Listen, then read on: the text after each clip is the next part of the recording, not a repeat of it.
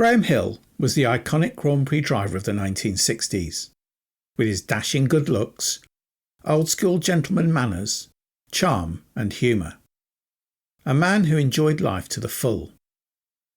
He was the second Briton to win the World Championship, the second Briton to win the Indy 500 in post-war times, and the first rookie to win at Indianapolis in the same period. Twice world champion and three-time runner-up, five-time Monaco Grand Prix winner, and, with his victory at Le Mans in 1972, the only driver in history to complete the Triple Crown, however you choose to measure that achievement. Born in Hampstead, North London in 1929, he completed his military service in the Royal Navy after studying engineering. He was a member of the London Rowing Club, from which he sourced his helmet colours, and completed an apprenticeship at Smith's in Cricklewood.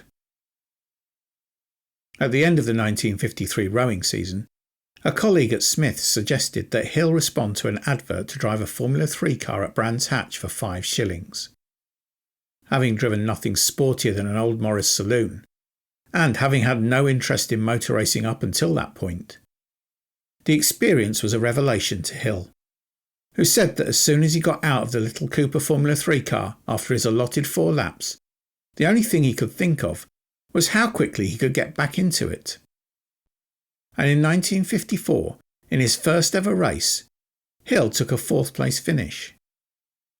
After his second race, Hill bumped into Colin Chapman, and being broke managed to catch a lift back to London on the Lotus team coach. By the time the team arrived back in London, Hill had persuaded Chapman to take him on as a mechanic. Between working on the teams and customers' cars, Hill started to enter more races, but by the end of 1955 had still barely completed any. In 1956, things were to change. Colin Chapman gave him the components to build a Mark 11 racer, and Hill nearly took the Autosport Championship in the car he built with his own hands, losing out only because of an engine failure at the last race. In 1957, Hill landed a Formula 2 drive with Cooper, leaving his position at Lotus to race for its main rival, something which Colin Chapman was not happy about, and a deal was brokered with Esso to bring Hill back to Lotus as a works driver. For 1958, Lotus decided it was ready to enter Grand Prix racing. So, with just a handful of single-seater races under his belt, Hill and teammate Cliff Allison arrived in Monaco for the second Grand Prix of the season, in Mark 12 races using Formula 2 engines. Hill was one of 16 drivers to qualify for the race, and had climbed into 4th place before a wheel came off the car after 75 laps, ending a promising debut. Hill's first experience of Spa-Francorchamps was nearly the end of his career, not as a result of an accident, but rather because the high speeds reached on Spa's long straights were beyond anything Hill had previously experienced. Once over the initial shock, Hill acclimatised quickly, and over the course of the season, driver and car became more and more competitive, culminating in Hill scoring his first World Championship points at Monza. The rest of the season was a story of mechanical failures, as Lotus learnt about running a Grand Prix team. 1959 proved, if anything, to be more frustrating than the previous year, with the Lotus failing to make the finish line at almost every event. Mechanical troubles were preventing Hill from progressing, and in 1960 he switched his allegiance to the BRM team of Alfred Owen. With little improvement in reliability, although Hill did manage to claim his first podium finish at the Dutch Grand Prix. 1961 was better, but Hill still retired from half of the season's races. Which brings us to 1962. The season proper started with a flurry of non-championship races, including the Glover Trophy at Goodwood, where Hill claimed his first Formula 1 victory. It was a meeting marred by the serious accident which ended the career of Stirling Moss. In Holland, the first round of the championship, Hill qualified the new BRM P57 on the front row of the grid alongside John Surtees, with Jim Clark and Jack Brabham on the second row. On race day, Hill led the chase of Clark in the revolutionary new Lotus 25, and when the clutch in the Scots car began slipping, he was passed and into the lead, which he held to the end of the race, winning his first Grand Prix going away from the field. However, it was already clear that the new Lotus 25 was the class of the field, but Hill and the BRM looked to be leaders of the chasing pack. At Monaco, Hill once again qualified on the front row, this time alongside Clark, but both were outgunned into the first corner by Willie Maurice and Bruce McLaren. Hill was past both and into the lead by lap 7, a lead he was to hold comfortably until engine failure on the 93rd of 100 laps allowed McLaren to claim victory. Despite neither finishing the race, Hill and Clark had underlined their status as championship favourites, with reliability likely to be a factor in the title battle.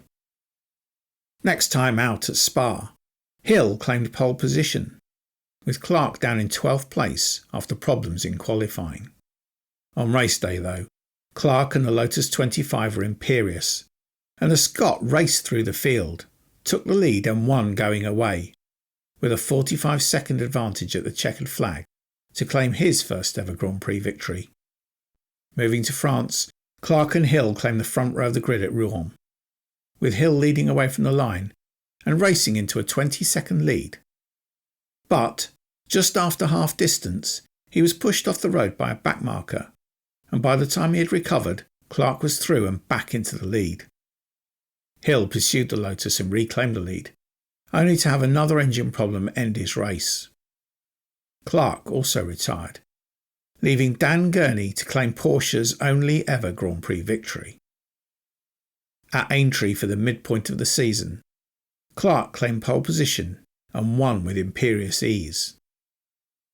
Hill was only able to qualify 5th and battled hard to claim an eventual 4th place. Hill now led Clark by 1 point in the championship, but the British Grand Prix results suggested that the pendulum had swung heavily in Clark's favour.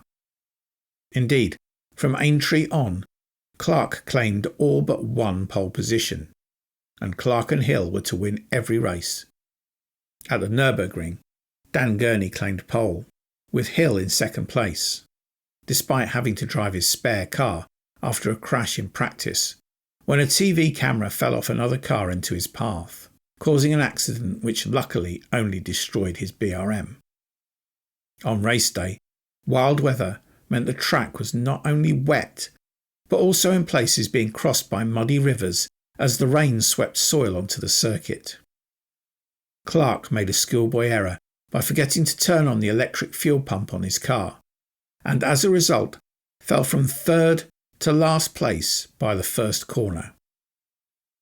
A spirited drive saw him recover to claim 4th place, whilst Hill held off John Surtees to claim his second win of the season. The title lead had now stretched out to 7 points. At Monza, Clark's pole position was achieved despite his Lotus 25 having repeated gearbox failures, and on race day he suffered more problems after just 2 laps. Hill, who had qualified second, claimed the lead and once again won comfortably, with the nearest challenger half a minute behind at the checkered flag. Hill now held a 14-point lead over Bruce McLaren, with Clark a further point back, with just 2 races left. At Watkins Glen, Clark again won comfortably from pole position, whilst Hill finished in second place and McLaren in third. Clark had reduced the gap to 9 points, making the task for each driver at the season finale in South Africa straightforward. If Clark won the race, he would claim the title wherever Hill finished, because Hill's best 5 results were now 3 wins and 2 second places. If Clark failed to win, Hill would be champion. Clark and Hill inevitably made up the front row of the grid, and Clark led off the line, before powering away from Hill. With Clark settled in the lead, the title seemed destined for Scotland. However, with just 20 laps remaining, an oil leak caused the Lotus to retire, handing the championship to Hill, who won the race comfortably to score his 4th win of the season and claim the world title. In 1963, there was no staying with the Lotus 25 Jim Clark combination.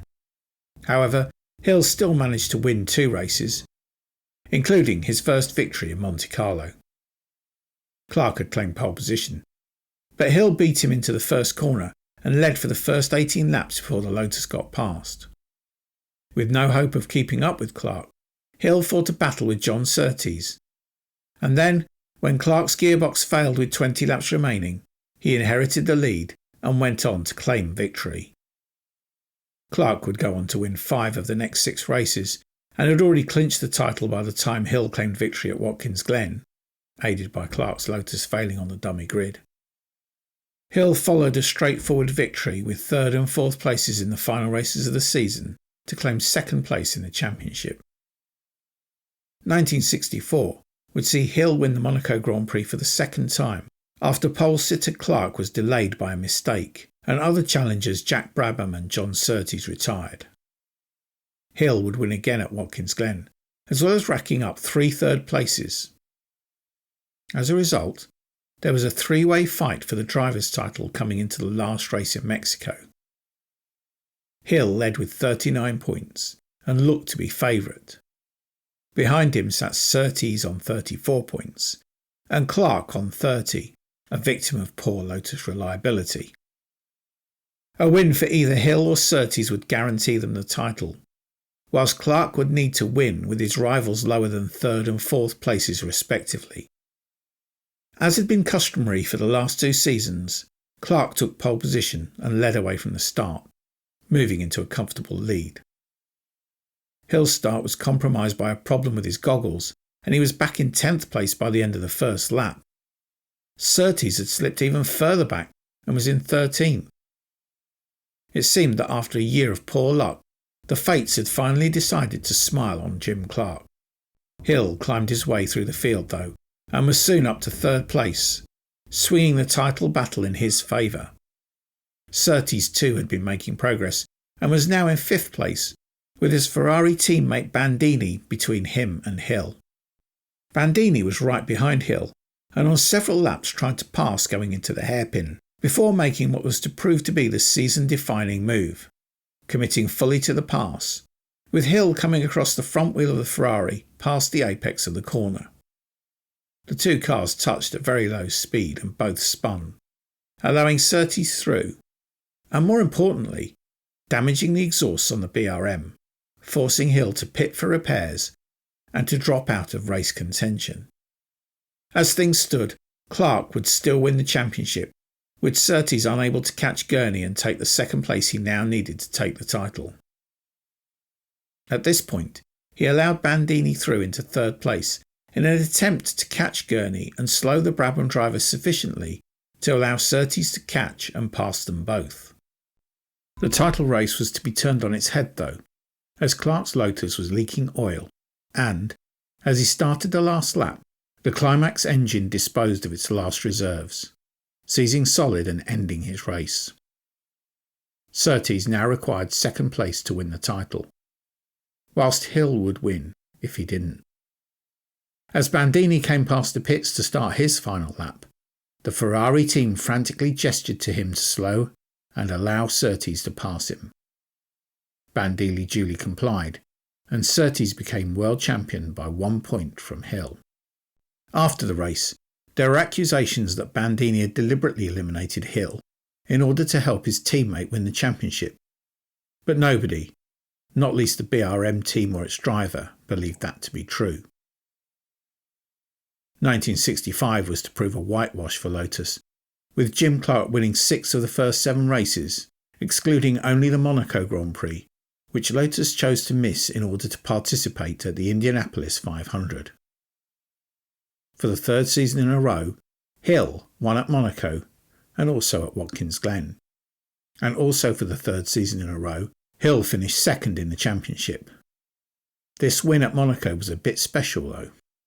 Hill had claimed pole position and leapt away from the field at the start, building up a significant lead by the 24th lap. Then, as he exited the tunnel for the 25th time, Hill was obstructed by a slow-moving backmarker, and to avoid what could have been a nasty accident, Hill threw his BRM off the track and up the escape road which bypassed the chicane. The car spun and stalled, but was otherwise undamaged. Hill climbed out, push-started his car and then rejoined the track, having lost not only the lead, but having dropped down to 5th place, with a 30-second gap to race leader Lorenzo Bandini. With another 75 laps still to run, Hill knew that he was still in with a chance, and just after half distance he had worked his way back up to 2nd place, breaking the lap record several times as he caught and passed his rivals. Only Bandini was ahead, and Hill was soon onto his tail. After a robust duel in which no quarter was given by either driver, Hill clawed his way past and ran off the final 33 laps to clinch victory. That Hill set a new record time for the race, despite having to push start his car halfway through, was quite an achievement, and Hill himself claimed it was his most satisfying win. In 1966, things went from bad to worse for BRM. With the introduction of new 3-litre engines, they struggled with both speed and reliability. Hill claimed 3 podiums, but suffered from mechanical issues and ended the season in 5th place. The season wasn't a complete loss though. At the end of May, Hill went to Indianapolis and won the 500 driving a Lola Ford, beating Clark into 2nd place. The race had started with an enormous accident. 16 cars were involved, and 11 of the 33 starters were eliminated before the first turn. After a 90-minute delay, the race was restarted. There was some dispute about the result, with the Lotus team believing their driver had won the race, but a count back by lap counters confirmed that Hill had finished first. 4th place finisher Gordon Johncock had reason to be aggrieved too. As he had started from the pit lane, he wasn't judged to have crossed the start line until he'd run almost a full lap, meaning he had to run an extra lap to complete the 500 miles, which he would otherwise have won. 1966 was memorable for other reasons too. Hill had a bit part in the John Frankenheimer film Grand Prix, as well as helping to film some of the racing scenes which weren't captured during actual races. Then, at the Belgian Grand Prix, Hill turned superhero after Jackie Stewart crashed in the rain, coming to a stop in a ditch after first demolishing a farmer's shed. Stewart was trapped and fuel was leaking from the car. Hill was first to reach the stricken driver and had the presence of mind to kill the fuel pumps, and then begged for tools from spectators, and with Bob Bondurant's help removed Stewart's steering wheel and released him from the car. But for Hill's intervention, it's likely that Stewart would have died in an inferno. Hill switched to Lotus for 1967, choosing to try new pastures after being tempted by the offer of joint number 1 status at the team with his friend and past title rival Jim Clark. However, his reliability problems worsened if anything, and 2nd places at Monaco and Watkins Glen aside, the season was something of a disaster. The following year, Hill remained with Lotus, and Clark won the first race of the season for the team, but was then killed in an inconsequential Formula 2 race at Hockenheim. Hill had been following Clark at the time, but not closely enough to know what had happened, only seeing tyre marks leading into the trees. Hill was adamant that no driver error could have caused the accident on that corner, and there must have been a mechanical failure. The two men had been close friends, and at the time Hill ranked Clark alongside Moss and Fangio as the greatest Formula 1 drivers ever. The whole Lotus team, and boss Colin Chapman in particular, were distraught at Clark's death, and for a time it seemed like the team would withdraw from racing. Eventually, Chapman agreed to race on until the end of the season before making a final decision. Hill, knowing that the team were at a real low point, committed himself to winning the next race in Spain. When he did so, the whole team received a lift, not wiping away Clark's loss, but providing a new sense of purpose. Across the season he clinched 3 victories, including his 4th win at Monaco, and a victory in the final race at Mexico to claim his 2nd World Championship ahead of Jackie Stewart. This title went a long way towards persuading Chapman to keep Lotus in Formula One and to continue racing. In 1969, Hill claimed his 5th win at Monaco, after Stewart, Amon and Beltoise retired in front of him. But a difficult season was capped by an awful accident at Watkins Glen, which left him with badly broken legs. The Lotus had been suffering with handling problems, and with a dozen laps left, Hill spun on oil dropped by another car. The Lotus was undamaged, but the engine had stalled. So once more, Hill climbed from his car to push start it. In doing so, he discovered that his rear tyres were completely shot. So once the car was running again, he sped off, planning to stop for replacements. As he passed the pits, Hill indicated to his team that he would stop next time around for new tyres. But he never made it that far.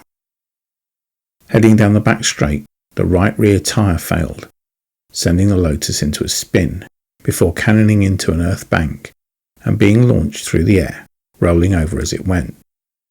After push starting his car, Hill had been unable to fasten his seatbelts, something usually done by one of the pit crew. And as a result, he was thrown from the rolling car, slamming into the ground and cartwheeling several times before coming to rest more than 20 metres from what was left of his Lotus. He had damaged both knees sufficiently to require weeks of surgery and rehabilitation, and had also suffered massive blood loss. He was told that he was unlikely to walk unaided again, and would certainly never drive a car. On his return to the UK, though, surgeons in London reset his injuries, and intense physiotherapy, alongside some creative entertainment and unauthorised nights out, meant that his recovery was much quicker than anyone expected.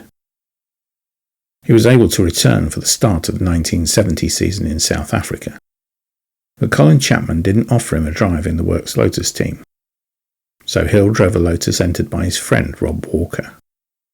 Despite still being weak from his accident and needing to be lifted in and out of the car, Hill brought it home in 6th place to score a point on his return to racing. He claimed points several times during the season, but the private entry wasn't quite fast enough to trouble the Works cars. In 1971, the withdrawal of Rob Walker from Formula One and the retirement of 3-time world champion Jack Brabham opened the door for Hill to move to Brabham's team. Whilst Hill won the non-championship international trophy at Silverstone, the move was not a success, and Hill scored points only once all season. He stayed with the team for 1972, a year which proved to be no better. Again, in the midst of a poor Formula One season, he was able to find success elsewhere. In June, Hill teamed up with Henry Pescarolo to drive a Matra Simca sports car to victory at Le Mans, and in doing so, completed the Triple Crown of motorsport, winning the Indy 500, 24 Hour of Le Mans, and the Formula One World Championship. As of 2025, he remains the only driver to have achieved this feat. Sadly, the joy of victory was tainted with the loss of another friend. Joe Bonnier, who had been a teammate of Hill's at BRM, had collided with another car early on Sunday morning, spinning into the trees, killing the Swiss driver instantly. In 1973, feeling out of place, Hill left Brabham to form his own team, racing a Shadow DN1 with sponsorship from Embassy Cigarettes. He was massively outpaced by the 2 UOP Shadow drivers, and at the end of the season suffered another accident at Watkins Glen, which was scarily similar to the one at the end of 1969. During the first practice session, a rear suspension failure sent his Shadow flying off the road. Fortunately, safety measures had improved since 1969, and a barrier had been placed in front of the embankment which had launched his car into the air in his previous accident. The car hit the barrier and was badly damaged, but Hill walked away uninjured. The following day, François Sévère was not so lucky, crashing in qualifying and being badly mutilated by the barriers which had partially collapsed in the impact. For 1974, Hill ditched the Shadow and replaced it with a Lola, and, for the first time, Embassy Hill Racing entered 2 cars at each race. The new car was much more reliable than the Shadow, and Hill scored his team's first point at the Swedish Grand Prix with a 6th place finish. By 1975, though, Hill's performance was on the wane. He qualified poorly in the first races in Argentina and Brazil, failed to qualify at all for the South African Grand Prix after destroying his car in practice, and sat out in favour of François Migaud in Spain. Rolf Stommelen qualified the other car in 8th place on the grid, a new high for the team, and was actually leading the race when, on lap 25, the rear wing failed on his car, resulting in an accident which killed 4 spectators and left the German with a broken leg, wrist and cracked ribs.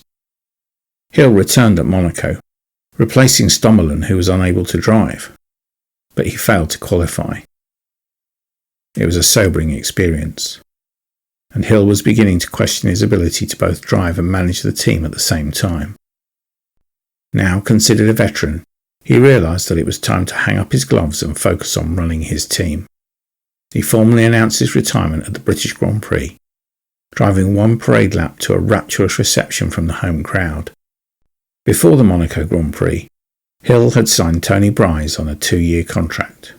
Bryce had been impressing in Formula 3 and had made his Formula 1 debut with Williams at the ill-fated Spanish Grand Prix. Bryce had scored his first point with a 6th place finish in Sweden, and another rookie, Australian Alan Jones, scored the team's best finish to date with a 5th place at Silverstone in a chaotic race marred by rainstorms. The team were making progress, and with continuing sponsorship from Embassy ensuring the necessary funding was available, were looking to further develop the car for the 1976 season. A pre-season test session was planned at Paul Ricard in November to shake down the new GH2 car for the championship start in January. Hill had picked up a passion for flying, and after the test session in the south of France completed, he piloted the team back from France in his twin-engined Piper Light aircraft. A number of factors were important in what was to happen next. The aircraft was not registered to fly, and Hill's licence and qualifications for an instrument-only landing had expired. The approach to Elstree Aerodrome, the team's destination, was blanketed in fog. On final approach, the plane hit trees at the edge of Arkley Golf Course, bringing it down. The ensuing impact killed Hill and 5 members of the team, including Tony Bryce and car designer Andy Smallman. The impact of those missing certifications was to be felt by his family. Hill had bought the plane in America with the money he won at Indianapolis in 1966, and had never registered it in Europe. It was flying on American registration numbers which had been cancelled by the previous owner. Not being certified to fly in the foggy conditions meant that Hill's insurance was invalid. Elstree's control tower had warned of foggy conditions and advised Hill to divert to another airfield. A combination of factors made a strong case for negligence on Hill's part. The families of the other victims sued Hill's estate, effectively wiping it out and leaving his wife and children in a bad position financially. The accident also wiped out the Embassy Hill racing team, and it never appeared on the grid again. It wasn't the end of the Hill family in Formula 1 though. Hill had been determined that his only son would not go into racing. But after his death, Damon found his way into motor racing, climbing through the ranks to win the 1996 World Championship, with Graham and Damon becoming the first father and son Formula 1 World Champions. So what of Graham Hill's legacy? He was England's first multiple world champion, yet never classed himself as one of the greats. He acknowledged Fangio, Moss and Clark, and later Jackie Stewart, as the masters of the sport, and found their speed effortless, whereas he himself always felt his success was the result of hard work. That self-assessment is typical of a man who once said that every time he saw himself on TV he felt a bit of a twit. It undersells his talents horribly. One does not simply walk away with the Monaco Grand Prix 5 times, nor claim the Indy 500 as a rookie, without being exceptionally talented. And a Le Mans 24-hour was a very different and more challenging beast in the 70s than it is today. The completion of the Triple Crown is a unique triumph.